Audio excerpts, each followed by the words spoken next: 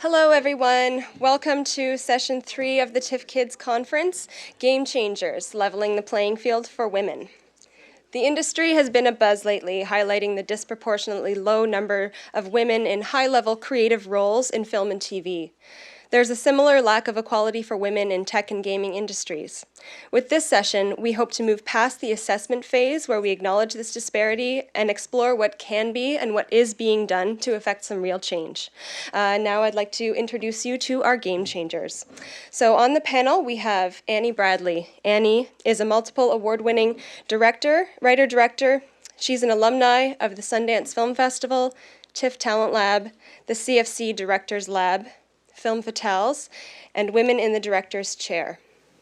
Annie is currently working on a number of film and television projects developed through her company, The Heat Mansion, and when Annie is not directing, she can be found on the comedy stages around town. Hi, Annie. JJ Johnson is a founding partner of Sinking Ship Entertainment. He has created and executive produced 15 series, including international hits, This Is Daniel Cook, Androids, the Emmy Award-winning Dino Dan, and the Emmy Award-winning hit show Odd Squad. He is the chair of the Youth Media Alliance and is on the advisory board of Women in View's 2 Times More initiative. Jenny Faber. Jenny Faber is a software developer, an advocate for equity in game arts and culture. She's co-founder and director of Dames Making Games, a feminist game maker collective, vice president of the board of the Toronto Media Arts Centre, co-founder of game developers co-working community Gamma Space, and founder of the games, comics, and food festival Bit Bazaar. Welcome, Jenny. Paisley Smith is founder of Virtual Reality Girls, a community that celebrates women working in virtual reality and future storytelling. She was an associate producer on Project Syria, a VR project selected for the Sundance Film Festival's New Frontier project. She's currently creating Taro's World, a VR documentary experience exploring teen suicide, gaming addiction, and cultural difference with the NFB Interactive in Vancouver. And moderating today's session is Rena Fraticelli. Rena is the executive director of Women in View, a national organization dedicated to strengthening gender diversity in Canadian media. Since 2012, Women in View's annual surveys have analyzed the employment of women in content-creating positions. As an independent filmmaker, Fraticelli wrote, directed, and produced a number of award-winning films. She was the executive producer of National Film Board of Canada's two of National Film Board of Canada's studios, including Studio D, the legendary women's studio. So thank you, Rena, for moderating, and I'd like to hand it over to you. Thank you. We have an incredible panel here from the point of view of points of view, different points of view, both on the genres we're going to talk about and also approaches to making change within those genres. And we we just had to tear ourselves away from our pre-meeting because there were so many points of view to explore and so many contradictions inherent with those. So what I'd like to propose is that I give each panelist just a few minutes to kind of introduce a major kind of statement or idea that's preoccupying them that they're involved with, and then I'll try to shake it up by sending some questions their way. And because we'd like to leave as much time as possible for dialogue with the audience, because I'm sure as part of this whole festival, you've all got lots of questions and lots of ideas about what could be done better, things that you've seen that you'd like to propose. So we'd like to go there as quickly as possible. In terms of Women in View, what I've been involved with recently, and JJ will, I think, pick up on this, is an initiative that's committed to doubling the number of women directing scripted episodic television in the next 2 years. So we've just, claimed this ambitious but completely feasible with the right goodwill goal of making a major shift within a short period of time. And that's led us to all of these considerations and I wouldn't say obstacles because we're living through a kind of an interesting moment right now. So let me just throw it open, and shall we go just this way? You want to just start? Yeah, okay. Sure. So my name is Paisley, and I run Virtual Reality Girls, which is a community of women in VR.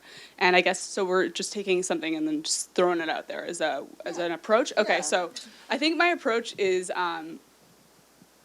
believing that friendship and fun can shift the industry.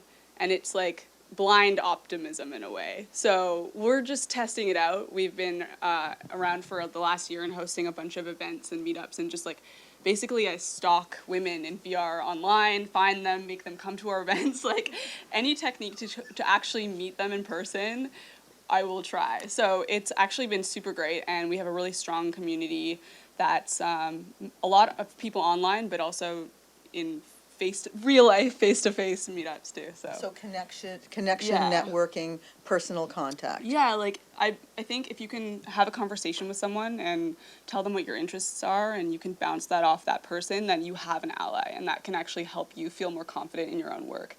I know for me, I started off, do you want me to? Yeah. Okay, so I started off in VR. I came from a film background, and I just kind of like landed in the world of virtual reality, which has taken off, as you might know, in the last 2 years. And I was really fortunate to work with a woman named Nani de la Peña, and she's known as the godmother of VR. And she's totally a badass pioneer, and I felt really fortunate to be working with her because she's very open with how she develops her projects and with information, and she's kind of like the fearless leader that I wish everyone had. So for those of us who don't have that, I'm like, can we do that in another way? How can we get everyone to have that fearless friend who is there for you at different things? Because, traveling with VR, we go to so many events, and it's like, oh, there's like a handful of women there, but not necessarily your buddy that you can have a good time. And it's hard to especially when an industry is so fresh and so young, like virtual reality, it's hard to promote it if you're not so stoked on it, right? And you can tell if someone is actually passionate. And I think that comes from like friendship, fun, that sort of optimism that we were talking about earlier. Yeah. Okay, so I think that's definitely a theme we'll come back to because it's come up so many times, is personal connection, and sometimes that's read as trust. familiarity, your go-to person, the kind of history of connection that has made repeating the past a kind of a pattern. Do you want to pick this up, Annie? Okay, I would say that, as a female director, hopefully, and I like to be optimistic too, that is a not so much of a strange and wonderful creature to see standing on a set these days. And I'm not just talking about independent film, but I'm talking about, episodic television, action features, VR, gaming, whatever is coming down the pipe, and the hybrids therein. I just so you guys know a little bit about me, I started off as a production assistant. Do we have any in the room? I started off as a production assistant, and I joined the Directors Guild of Canada, and I worked my way up through the AD department, and I became one of the very first female first ADs in the country. And then I had to quit that excellent paying job to become a director because the two don't mix. So I became a director and went to the very back of the PA pile again and have slowly worked my way up again. I want to say that there are obstacles, and I always like to say that we need to acknowledge that. I think it's a very exciting time right now because I think there's a lot of dialogue in the zeitgeist that wasn't in the zeitgeist even a year ago. And it feels very optimistic and very empowering. And I'd like to say that there's also, too, the aspect of the scarcity of work. And that sometimes pits people against each other because there's only maybe one job for a female on that roster, or maybe there's only two jobs, etc. But even in the midst of all of that, I have found a community of international community now, 20 chapters around the world, called Film Fatales, which you need to be invited to join, but we invite new members all the time and try to bring them into the cult, the fold, and it's really been wonderful. We discuss all kinds of business things, and we meet once a month in the same night around the world. So there's lots of energy happening in that same moment, and we bring guests in, and we talk about issues that we're dealing with, both creative, business, technical, all kinds of other things. You guys want to come? They'll want to have you as guests. And JJ, yeah, and JJ. We love JJ. He's an honorary Film Fatale now. So I feel very, I feel very optimistic about it. I still predominantly, drive my own career. And I want you to know that you have to. You gotta hustle. You gotta hustle. You gotta create relationships. You gotta network. You gotta meet new people. You have to create your own work, and you have to keep going. And so if there's one thing I can tell you, it's tenacious wins the day. Tenacious and enthusiasm wins the day. Passion. People are afraid of enthusiasm, right? I know they are. But sometimes it's good that they're a little afraid. Yeah, that's true. Keep them on their toes. Jenny. I'm scared now. I'm Jenny. I think one thing that, I'm not sure if Lynn mentioned this, but I also work at TIFF. I'm a creative technology lead in the digital studio here. And I sort of wanted to acknowledge that because it's because of TIFF that DMG got started, and I really appreciate the opportunities that this organization gives people to take the stage and move the conversation past the extremely rudimentary stage that it's been for the last couple of years that I know we're all, frustrated with and excited to move beyond. So thank you, TIFF. So Dames Making Games is an organization I co-founded with Cecily Carver, who now works at Google in Seattle. And it started out of a program called TIFF Nexus here. I'm not sure if you guys remember this. This was back in 2011. And it sort of sprung out of the program where the participants were like, this was great. We loved being around each other. We loved being with each other, making games and talking about our art. But we want this for ourselves. So Dames Making Games is an organization that is for and by trans and cis women, genderqueer, non-binary, and two-spirit folks.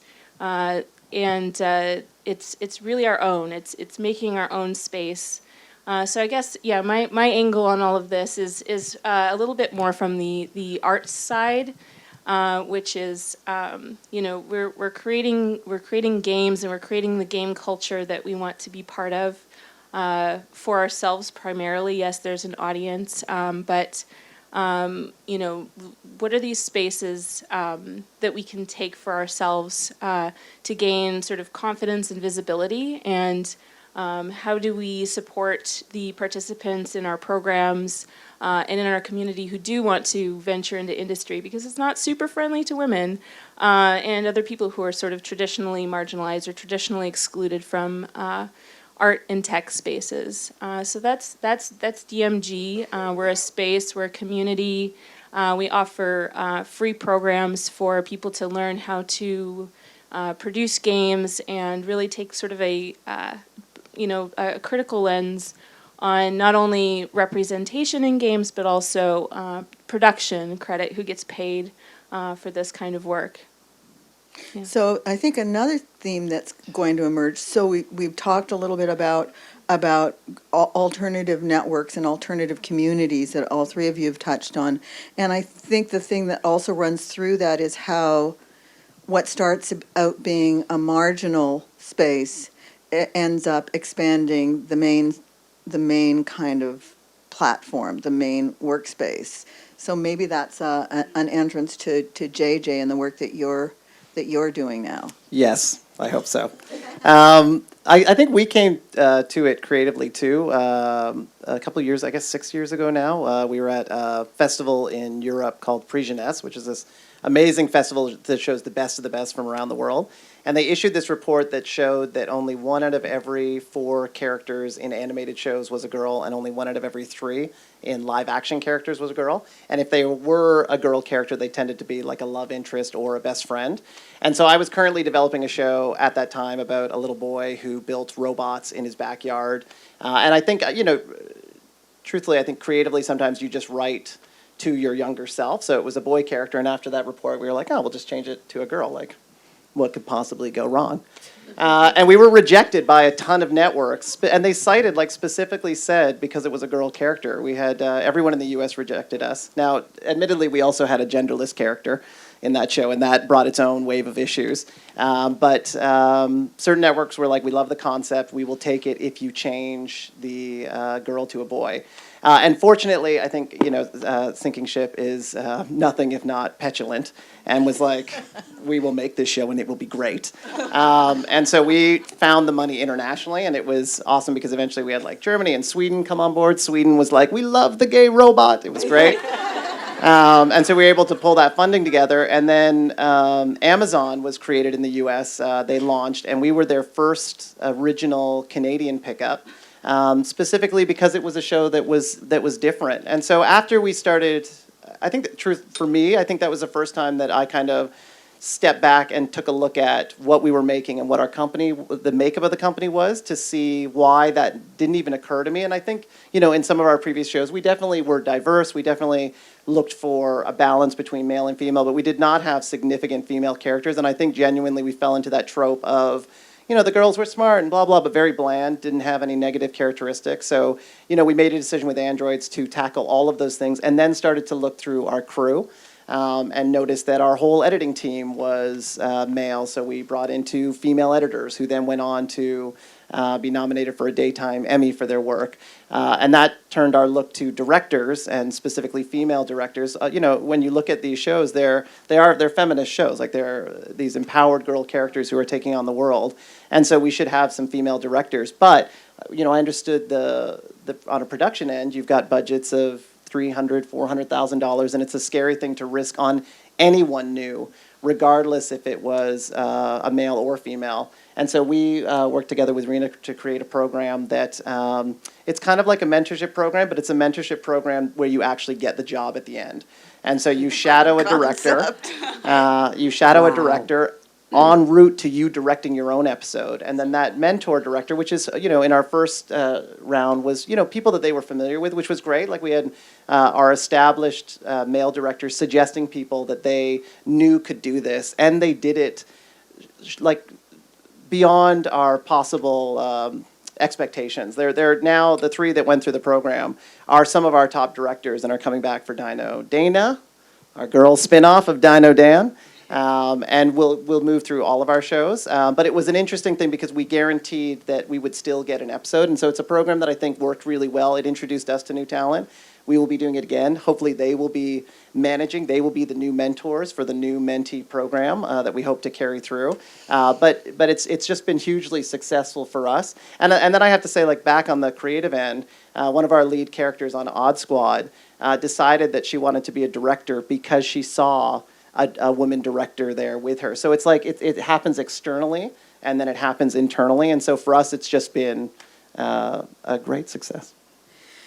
So, I mean, I'm sure many of you who are here, you know, come out of a sense of experience with all of these issues, and we've touched on so many of them. You know, I'm asked all the time, why is there still a gender inequity? And, you know, you could go back to university and do a 4-year program on it, but it really is history, habit, and money in my shorthand of it. And one of the things that goes through all of this is the repetition of the past for financial reasons, for social reasons, for historical reasons, for all of these reasons. And so how do we interrupt that process? Why do we interrupt that process? And so, you know, maybe I can throw it open to anybody who wants to jump in terms of, you know, what's the motivation? Why do we need to change this? What's your opinion about why all of this has to change? Well, I'm never without an opinion. I I really think that this needs to change because, you know, the obvious stats are women make up 52% of the population. And I'm not just talking about women. I'm talking about gender diversity. I'm talking about across all, you know, sexualities or you know, in diversity of culture. It just, to me, it's, you know, if young women don't grow up seeing strong, interesting, complex characters, they're not going to become strong, brave, complex characters. You know, we can't underestimate the power that the media, across all platforms, has on young, fertile brains. And to me, I love it when I see characters that are, I just met JJ, and I just started watching Odd Squad, and I started to binge watch it, and I was like, oh my God, these kids are like, I don't know how old are they, 12 or something? It's like Dorothy Parker. Like, the dialogue is like Dorothy Parker, who I'm a huge fan of, and if you don't know who Dorothy Parker is, go get a library card and read all her books.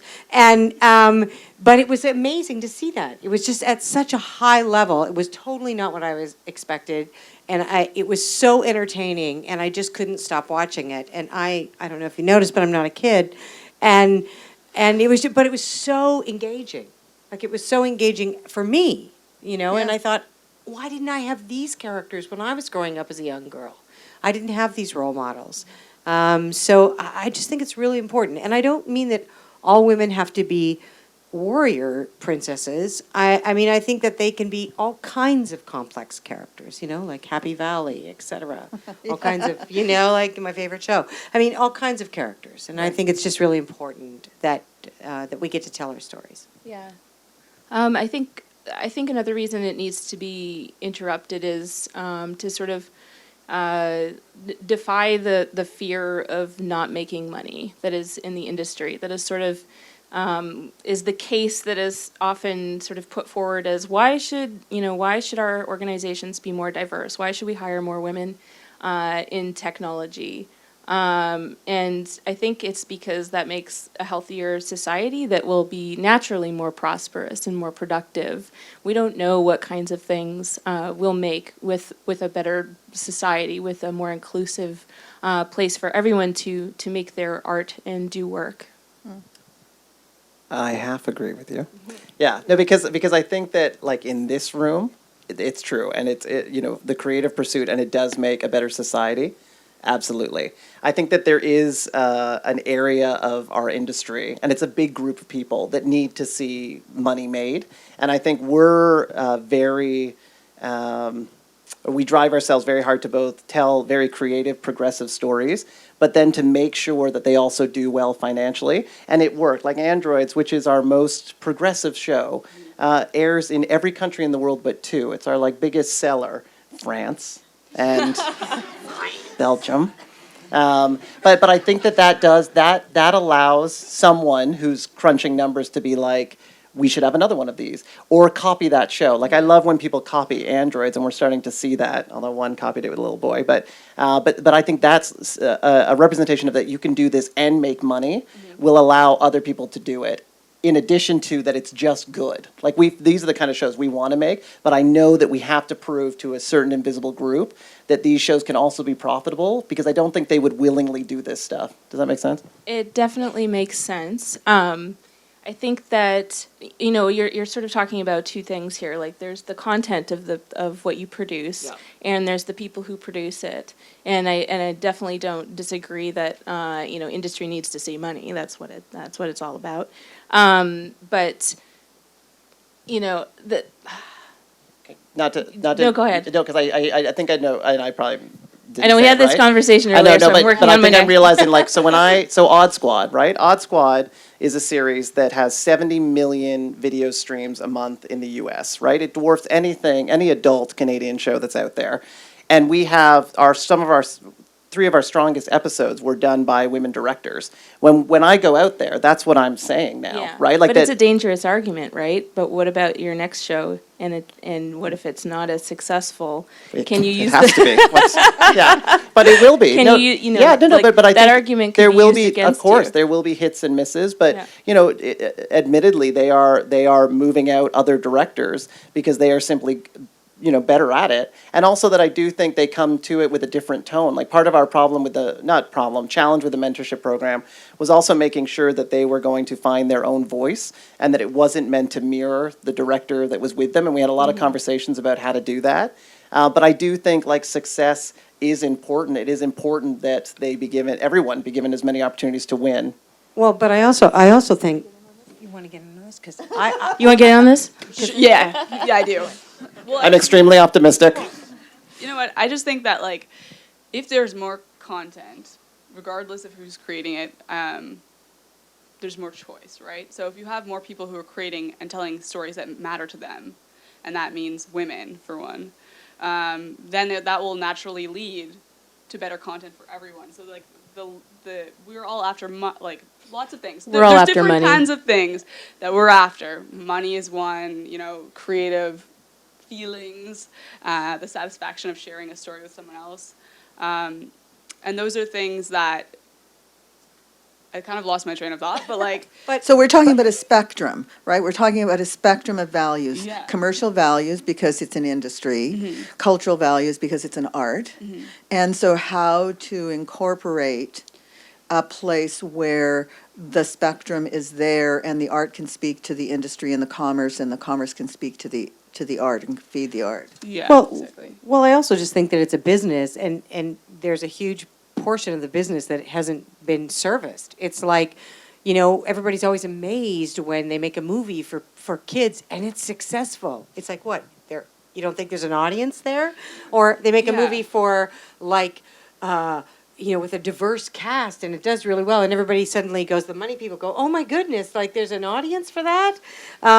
Or for people over 50, and all of a sudden it's a huge hit, and people say, so I think the thing for me out of this is, I think that once again it's changing the paradigm of seeing a woman as successful, right? Whether it's successful in creating her own story the way she wants to tell it, or whether it's being successful business-wise, whatever it is, it's being seen in a position, because you see, women and money and risk, Yeah. that is a dialogue. Even the word success kind of intimidates me.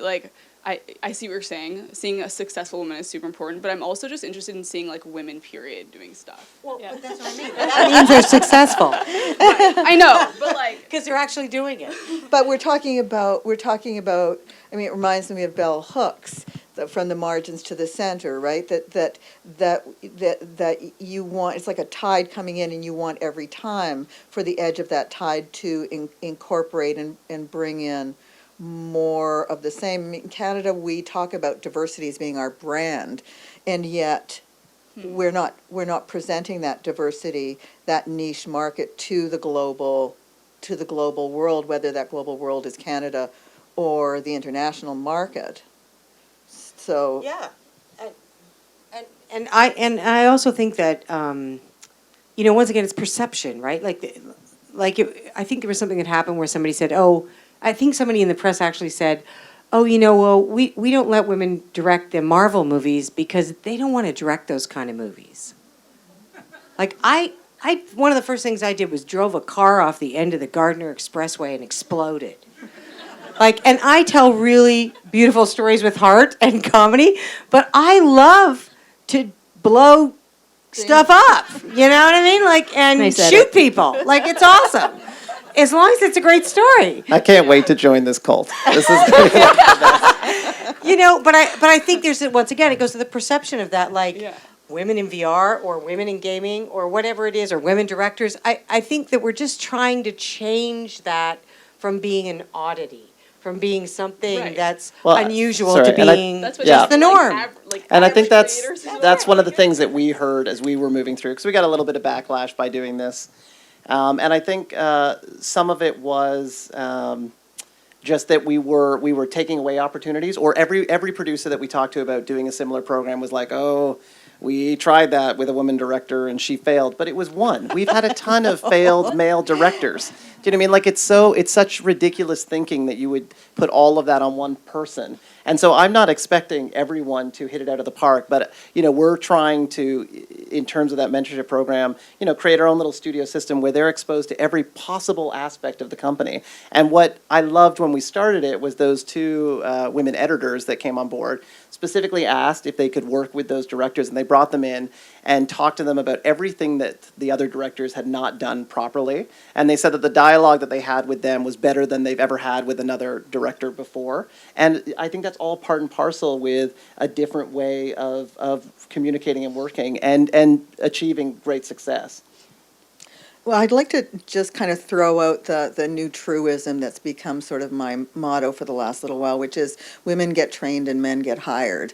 And one of the things that I was really excited about in terms of JJ's proposal, because for sure there's a cycle, right? TV particularly moves really quickly, and the crew and everybody is static, and not static, is consistent, and the director jumps in if there are multiple directors. And so, you have to know that set very well. And so it's understandable for any professional that you want to train as much as you can, but we have really observed a cycle where women get an internship, and then they'll get a mentorship, and then they'll get a shadowing, and then they'll get another shadowing, and maybe they'll do another mentorship, and it feeds itself in a weird way where women get to be perpetual students at some level or another, and perceive themselves and be perceived by crew members in that way. And so finding these ways, like the model that JJ was talking about, where you're being introduced into a world that you intend to be hired by, that intends to hire you, seems really important. And that leads me to want to talk a little bit about the technical surround of that and how women are perceived and what we can do to make the technological and financial surround that's at the base of this. Because I hear what you're saying about community and not wanting to get lost in the financial driver, but what about the technical part of it? What about the perception or self-perception that this is, this is too complicated, too different, I don't have the core skills. Right. I know I got the course. Speaking as a digital alien, Well, okay, so what I was just going to talk about is the eternal intern that sort of role. I feel like I was actually, I'm going to just get into it. I kind of felt like I was stuck in that world for a long time. And then when I moved into virtual reality, it was the first time that like I was able to actually do things and like move forward in a way that was very satisfying. And I think that had to do with that person taking a risk taking a risk on my work and being like, okay, you're actually capable of handling this. And that actually has a lot to do with technical. I don't know if you mean like technology. Just anything that's beyond the storytelling. Yeah, I mean, okay, so we had this installation. Project Syria was invited to be part of the Victoria and Albert Museum in London. And we got there, and it was an amazing exhibition for Refugee Week in London. And we had tons of wires and cables, and we had this whole VR setup in the tapestries wing. And it was amazing and beautiful. And at one point, Nani was somewhere else, and I unplugged the whole thing. And I was like, I don't know what I'm going to do. And I called her, and she's like, don't worry, you've got this. And it was one of those things where I was like, I don't know if I can do this. But we ended up, I figured it out. You know, it was like, we just made it work. And it kind of was one of those things where I was like, you know what, I can actually do this. That mentor and that role model that she said, like, you're capable of doing this, and you don't need to worry about, like, saying sorry and all that stuff. Like, just do it. It actually worked, and I feel like so much more free in that space to take risks in building tech and like working with it and stuff. Sorry. Can I just ask you a question about VR? Do you feel that because VR is so new that it's kind of like the Wild West? So sort of a lot of the paradigms that come with the history of film and the role of the masculine sort of whatever, you know, the role of the male director, et cetera, doesn't exist in VR? Like, do you feel like it's... No, being the that's not eternal true. optimist. So you're saying, does that male director exist in VR? No, I'm just saying, do you feel that there is more opportunity for women in VR because it's so new? There's not this history behind it. It's very similar in that, like, if you're going to do it, you just are going to do it. Like, I've seen lots of people I know make their own stuff. Like, Nani built her own VR pieces, and my friend Ashley, co-founder of VRG, she has her own game called Deadbug Creek, and she just picked up Unity and taught herself how to make the game. Yeah. Technology is easier to pick up. It's more accessible. It's cheaper than it's ever been. And I think that a lot of there's a lot of gatekeeping around technology. Mm-hmm. There's a lot of emphasis on learning to code and learning these skills, and not to poo-poo coding. That's what I do for a living. It's not super valuable in and of itself. And I look at technology and programming and digital literacy as tools for telling stories, and sort of keeping those tools away from people who have really amazing stories to tell is the shame, not the fact that, you know, maybe they don't already have these skills. Totally. We wanted to really move this in to the audience. So can we do that now? And just, you know, this is going to be a free-for-all, so you can direct your question to an individual, but you can also pose a question, and then they'll just fight over who speaks first and loudest. And I think there are people with mics moving around. So does anybody want to get this going? Oh, come on. Yes, there we go, the brave soul. So I think that one thing that, JJ, it's interesting because he's so confident, yes, it will be important. Yes, the show will make it. Yes, there is no failure. But we as women sit there and go, I don't know if I can do this. I don't know. So in my 30-year existence, I think I've discovered what I can't do because everybody tells me what I can't do. Sometimes I'm not sure what I can do. I've never been encouraged to be what I can do. So I think this industry doesn't encourage innovators in innovation in women, doesn't encourage people all the time to say, yeah, you can do that. It's kind of like, well, you know, maybe you can do that. Like, it's certainly directing wasn't encouraged at all, you know, growing through the industry. I never, you know, no one ever said, yeah, you should be a director. That'd be awesome. You know, so I think is innovation a lack? Like, do we not say to our girl, young girls and that, you know what, you got to innovate, you got to disrupt, and you got to change, and you can be anything you want to be from the very get-go when you're in a program, right? Maybe it's like what you can do or what you can't do instead of what you can do. Does that make sense? That's 1,000%. I mean, I think, and, come to the ship where life is bountiful and all is possible. And Because there is honestly, like, booty. we deal with that as well. We deal with people saying a show is not possible. I can't name a show that we've had that wasn't rejected by the broadcaster that ends up taking it in the end. But I think it's persistence. And trying to challenge the status quo. Like when you look at the Canadian system, there's a lot of great big production companies that have existed for what seems like forever. They do the same kinds of shows. They bring in creative talent in one direction, take that show and tweak it so it kind of looks like everything else, and out it goes. And there's not that many big hits.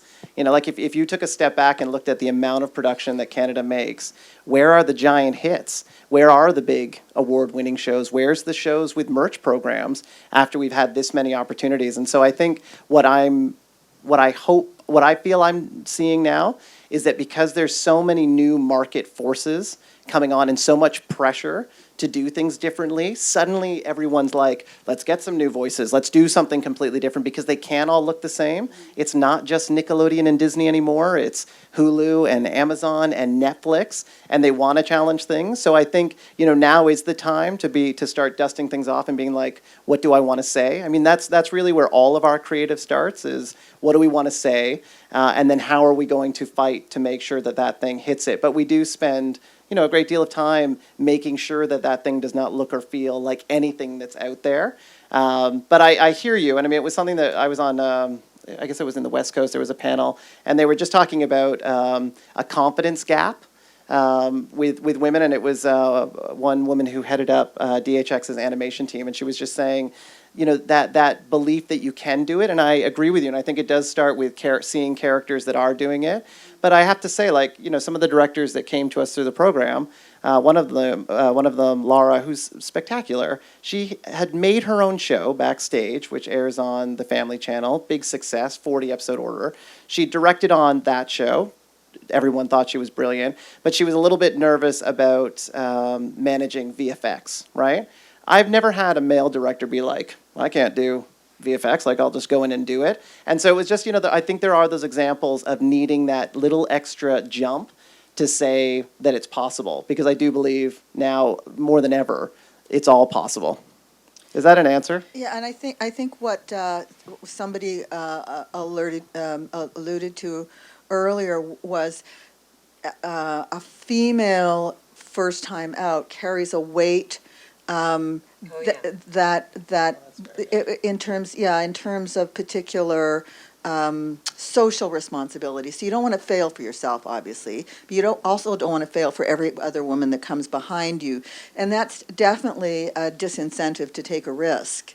There's also this kind of statistical thing that's been written about a little bit recently, where when you analyze job applications, there's a list of criterion, idealized factors, and a woman will typically only apply for a job if she's within 9/10 of everything that's considered ideal, whereas a man will typically apply if he has more than 50% of, knowing that, okay, they're going to look for a range of things, and I'll bring a range of things. So those perceptions right from the get-go are important. For sure, and I think it's partly why we're passing the program to those women directors who were so successful, because I think they're going to look for the next group and look at it differently than, say, we would have. Do you know what I mean? So I'm hoping that they will have different strategies in terms of reaching out and seeing who else is out there. But does anybody want to speak to the question of persistence? Because I think that came up consistently in all of your speeches, and the communities that you surround yourself with to compensate for, the upbringing and the conditioning.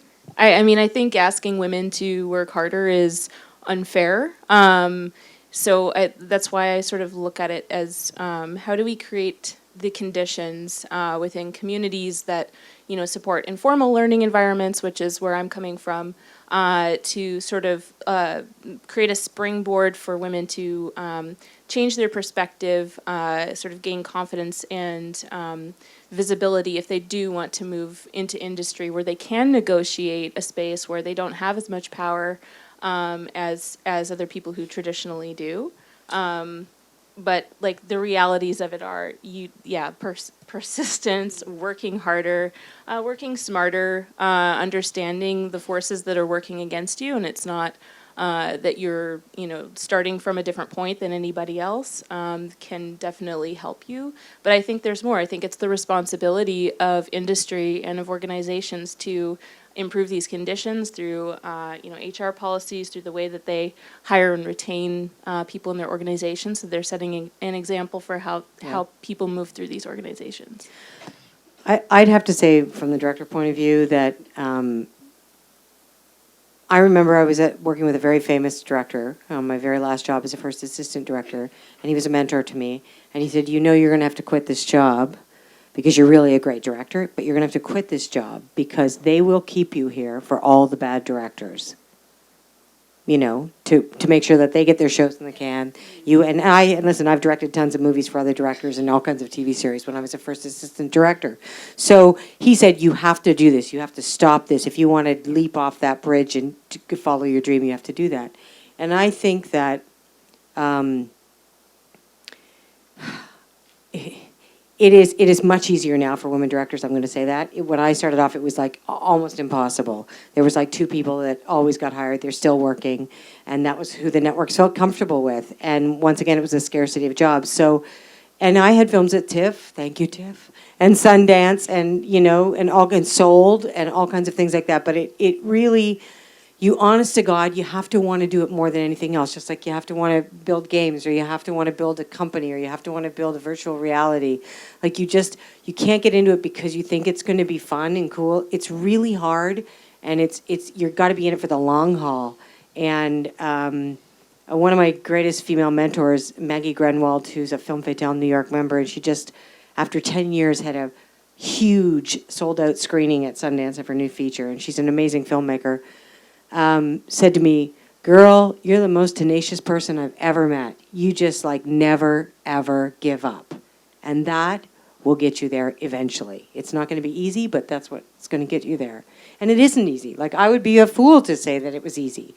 But I love what I do, and I try to be creative every day, and I try to be really enthusiastic, and I want people to feel my passion and to get caught up in my passion and to go along on the ride with me. And whatever it is that you're doing, it goes across anything that you do. You got to have that passion. You got to have that creativity. It's infectious. And I would just say, as an example, Mars, who was one of our first directors, as soon as she heard about the program, started to email Kristen Sims, who's one of our executive producers, and I every week.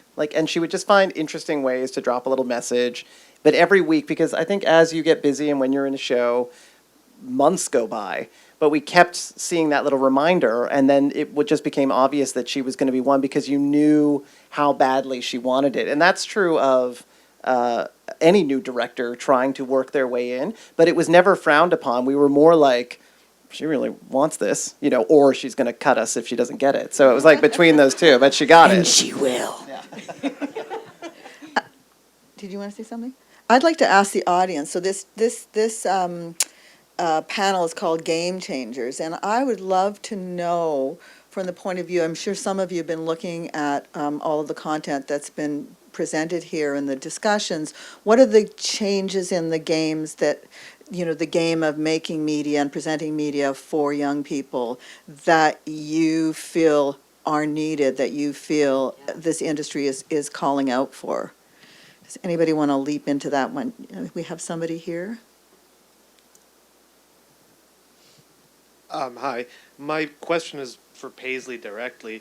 In terms of VR as this emerging industry, really, how do you, when you're changing not just the people behind the lens, but in terms of the storytelling, do you account for the body that the user encompasses? So as a male, and I go into your VR simulation, do you account for the body? I'd be going through the experiences of maybe a young woman in Syria. Is that something you look for as a content creator to change maybe my perspective? So there's so many different kinds of VR projects, and not all of them are embodied in that way. So for Project Syria, for example, you're actually kind of like more like a fly on the wall, and you're moving through the experience, but you're a witness to the events. So you're not embodying anyone. That being said, there are experiences that are experimenting with embodied. You can embody someone of the other gender. You know, they're playing with these kinds of they're asking questions and they're building things around the questions. And I think that whether or not they're succeeding in what they're trying to do, they're raising questions that are valuable for conversation and questioning our society and like how we live. So I think it's good. I don't know if that really answers your questions. Of course, you're thinking about it when you're creating a project, but it's not necessarily crucial for a film in VR or an experience or a game to be in a body. Does that make sense? Yeah, and sort of on what you're saying, there's a lot of emphasis in VR and in games around sort of creating empathy. And I find it really interesting sort of looking at it the other way. There's, saying, well, you could experience what it's like to be a teenage girl, exploring her gender fluidity or something like that.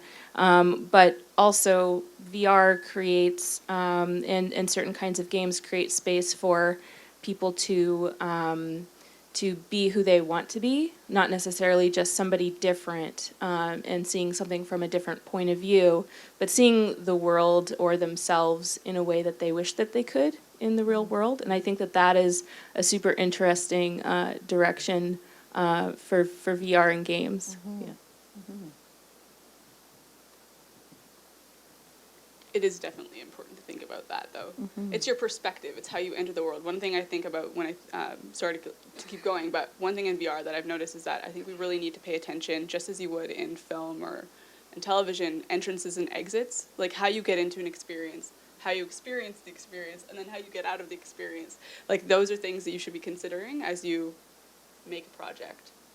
And that would include body.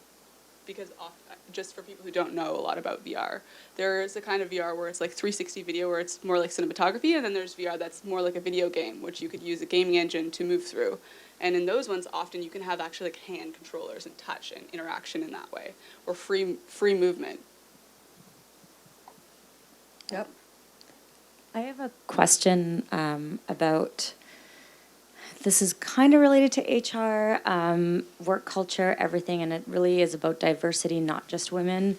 I want to know what shifts you've seen in, and efforts you've seen in studios and gaming, animation, feature, in creating safer spaces, from everything to the things that you do as part of your work culture, the HR policies, the bathrooms, where they are. We all know that sometimes women's bathrooms were on different floors.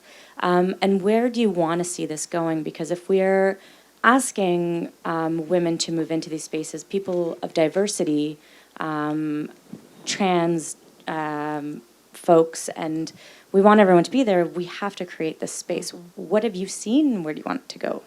There's finally, over the last year, we've actually, like DMG, our organization, has been approached to consult with studios, mid-size and small and mid-sized studios, because they do want to hire, more women, more people from different racial backgrounds, and they're finding that they're not retaining them. They're leaving very quickly because they're not actually changing the culture.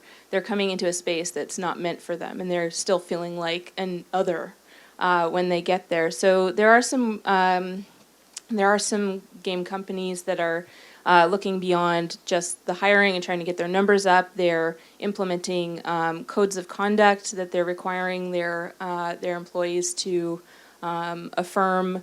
We're starting to work with organizations to create sort of checklists that are sort of like health and safety audits, which is my background, actually, weirdly enough, where they can sort of do a gap analysis, where basically they look at where they're at. They look at how well they're doing in different areas and what they need to improve. And they do that sort of thing. And this is like next level for them, which blows my mind a little bit. It's like you're inviting people in and then you're like, actually, no, we don't want you here.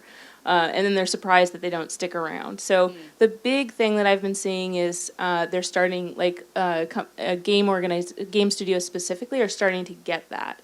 Like I work with, in my organization, I know a lot of women who are starting to go into these studios and they're bringing this language and they're going to HR and they're saying, why don't we have a code of conduct? Which again is like, I maybe you can tell I'm sort of like, you're asking women to do this work, you're asking the people who are impacted by it, but it's helping, it's making things change. So we're starting to see that, but it's the studios that are sort of like, you know, on the cutting edge that are doing it right now. And I think the next stage is going to be them making this very publicly visible and saying, you know, here's our certification. This is how well we do in hiring and retaining and creating an inclusive workspace.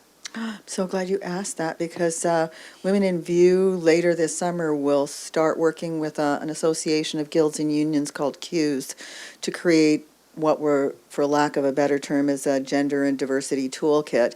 And so we're just at the beginning of the process, so I'm definitely going to call you about that. And We have the software. Oh, God, that's so great. I mean, I've been inspired by the British Film Institute has a project called Diversity Genius that they developed with different organizations, and it's a really lovely model. And the idea is simply to introduce tools and practices and strategies at every level, from the scriptwriter first conceiving, you know, the judge, to the judge could be a person in a wheelchair, could be male, could be female, could be Asian, could be whatever, you know, so all the way through to the casting directors, to the floor, to the unions, to the guilds, because we know that it is that atmosphere that you walk into that has to be systematically opened. So it's like a design solution? Well, it's a strategy, for lack of a better word now, and exactly how we play that out has yet to be decided. If I just want to give a perfect example of this, I just was on a panel. I was just saying this to JJ, I think the other night. Did I tell you this? I was just on this panel for Humber students, second year, and they were all getting up to pitch commercial ideas. And many of the teams were two girls, and 18 teams got up, and 17 teams pitched ideas that had a male protagonist in them. So I got up and gave him a big speech. And, but I was shocked because, you know, girls got up and they had these amazing ideas. Like, and one of them was like about Fan Expo. And I was like, oh, I can just see where this is going. These two girls are so great. And then there was a guy in the commercial who had the superpower. And I was like, oh.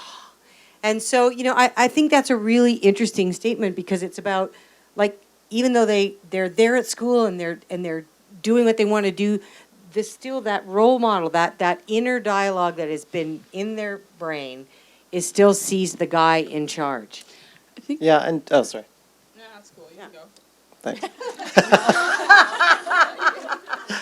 Just the flip side of that, I mean, I think it's prompted us to have a lot of interesting discussions with our team. We have a crew that's been with us for 12 years, and our DP is, you know, mid-60s, wonderful guy, and a DP is there, director of photography is there to maintain continuity amongst the directors.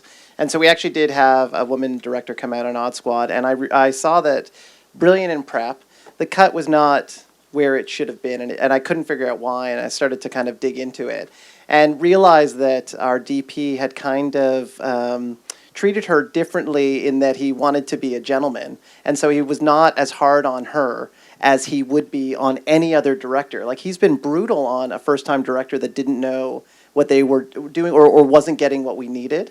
And so it's prompted some interesting discussions for us to take a step back and be like, you know, it's actually a disservice. Like, we're just looking at, you know, treat everyone with the same level of expectations.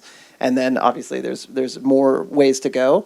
But that was a, you know, at least a cool dialogue in terms of our team and learning to create a space that's just treating everyone the same, oddly enough. So what I was thinking, it's not necessarily like a set thing. But what I've noticed, the thing that I'm really excited about right now, just in culture, is things like Lenny letters.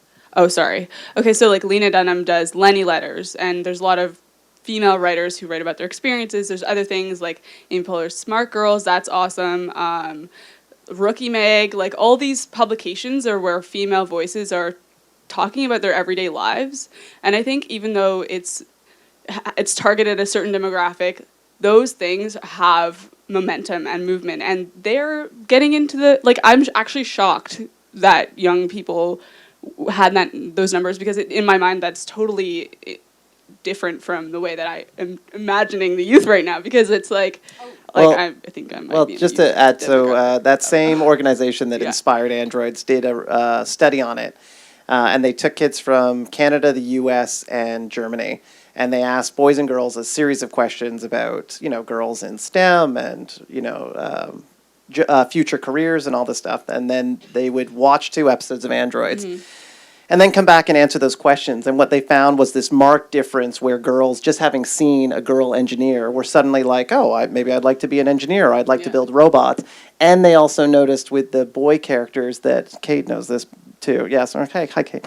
But that the boys were more open to girls in those roles. So it's like there's like empirical evidence that we just have to see it. Yeah, just like talk about it, do it, and then other people will talk about it and do it too. It's cool. Like it's magical. We can spread this magic. It's magic dust. Yeah. We've had a kind of a generation of, or maybe a generation is too much, maybe we've had about 10 years of a lot of emphasis on fixing women, fixing the perceived inadequacies of women to make them better, whether they're, very progressive things like, interning and mentoring. And I think that the shift that we're talking about here is recognizing that we have to shift from trying to fix a perceived inadequacy in women to demonstrated inadequacies in the overall system.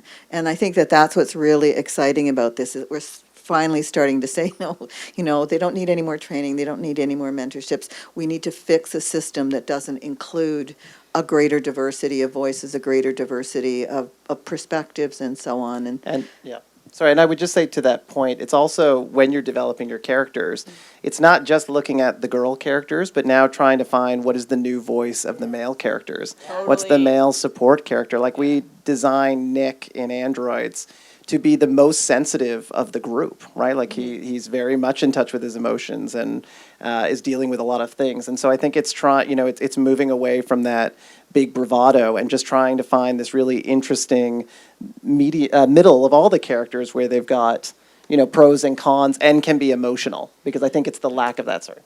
Oh, no, I think that's amazing. And I just want to say, I want to see more deeply flawed female characters. Bad mothers. Lots of Deeply bad flawed. mothers. We have I know. we have a pregnant villain on Androids, and it's my favorite thing. The actress got pregnant during the show, and all the networks were like, oh, you're going to mask it. And I was like, why can't she be like pregnant with, glowing with rage? And it's right, and she is like it's the most awesome thing. But I agree, it's like show a range. Why not? I think we can take this discussion into the law, because you hate to end on such a potent image, but our time is up. So I really, really want to thank our panelists, JJ, Jenny, Annie, and Paisley here, and thank you for coming out, and thanks TIFF for like a wonderful, wonderful, wonderful contribution to this.